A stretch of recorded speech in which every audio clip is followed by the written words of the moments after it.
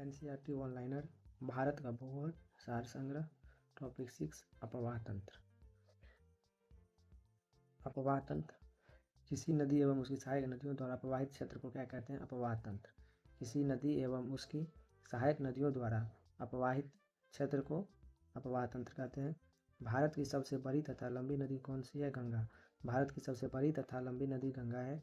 ब्रह्मपुत्र नदी किस प्रकार के अपवाह तंत्र का उदाहरण है? तो पूर्ववर्ती अपवाह तंत्र का। मानस किसकी सहायक नदी है? ब्रह्मपुत्र की। ब्रह्मपुत्र नदी तिब्बत में किस नाम से जानी जाती है? सांगपो। ब्रह्मपुत्र नदी तिब्बत, भारत एवं बांग्लादेश से होकर प्रवाहित होती है। भागीरथी नदी का उद्गम स्थल कहाँ है? गोमुख। भागीरथी नदी का उद्गम स्थल गोमुख है। लेह सिंधु नदी के किस तट पर अवस्थित है? दाएं तट पर।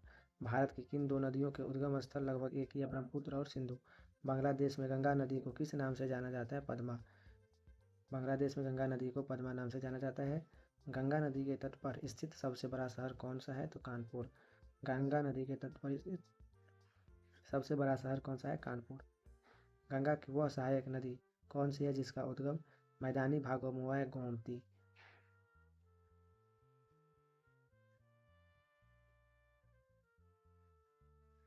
गोदावरी नदी को दक्षिण भारत की गंगा या वृद्ध गंगा के नाम से भी जाना जाता है।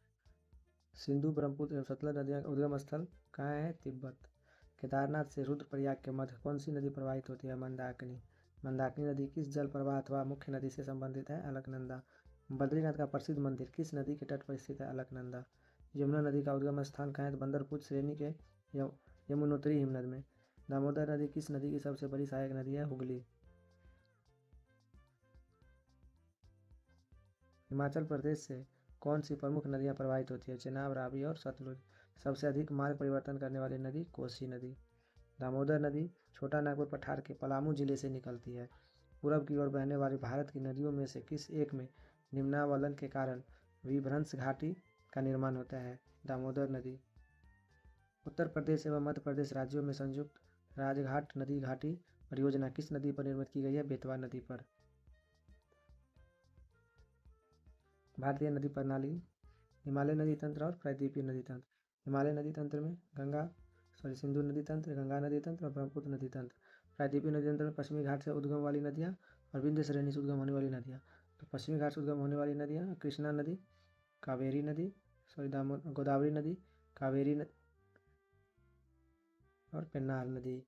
विंध्य श्रेणी से उद्गम वाली नदियाँ महानदी, नर्मदा नदी, तापी नदी। भारत की किस नदी पर विश्व का सबसे ऊंचा पुल बनाया गया है? चेनाब पर। नर्मदा एवं ताप्ती नदियां समुद्र में गिरते समय किस रचना का निर्माण करती है? ज्वार नदमुख या एस्चुरी। भ्रंश घाटी से प्रवाहित होने वाली दो प्रमुख नदियां नर्मदा एवं ताप्ती। पश्चिम वाहिनी नदी नर्मदा उत्तर में विंध्य पर्वत तथा दक्षिण में सतपुरा पर्वत के मध्य भ्रंश घाटी से होकर प्रवाहित होती है। अरब सागर में गिरने वाली दो प्रमुख नदियां कौन सी है? नर्मदा एवं ताप्ती। सोन तथा नर्मदा का उद्गम स्थल कहाँ है? अमरकंटक।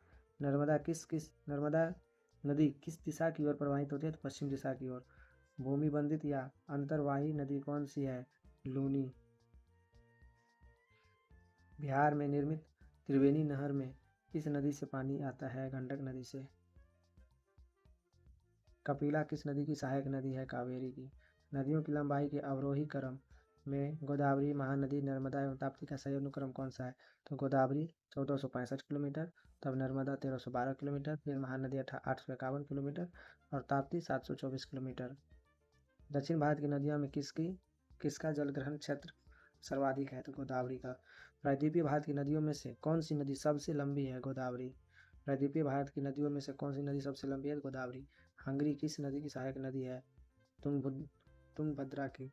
श्रीरंगपट्टनम, शिवसमुद्रम और श्रीरंगम नामक द्वीपों का निर्माण कौन सी नदी करती है? कावेरी। कावेरी नदी का उद्गम स्थल कहाँ स्थित है? गिरी पहाड़ियों में। कावेरी नदी कर्नाटक, केरल, तमिलनाडु एवं पांडिचेरी राज्यों से होकर प्रवाहित होती है। मंदाकिनी नदी चोराबाड़ी ताल नामक झील से निकलती है तथा सोनप्रयाग में वासुकी गंगा से मिलती हुई आगे बढ़ती है। ये था अपवाह तंत्र। यहाँ से आगे भारत की प्रमुख नदियाँ नेक्स्ट वीडियो में देखेंगे। अगर आपको वीडियो अच्छा लगे तो वीडियो को लाइक करें, चैनल को सब्सक्राइब करें।